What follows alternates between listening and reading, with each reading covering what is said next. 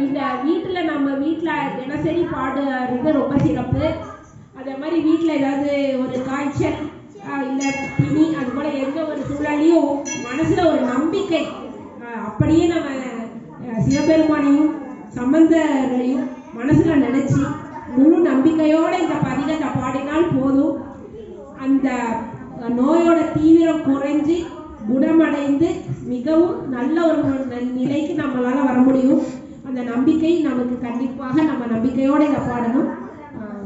This song was composed by the fourth important Nayamar, what we have got in this, who is Thirugnana Sambandar, who was in a very young age, at the age of 5, I think, he was able to write all these Devarams. This song is all about the sacred ash or the vibhuti, what we apply on our foreheads, and when we do that, we will get rid of any illnesses what we've got.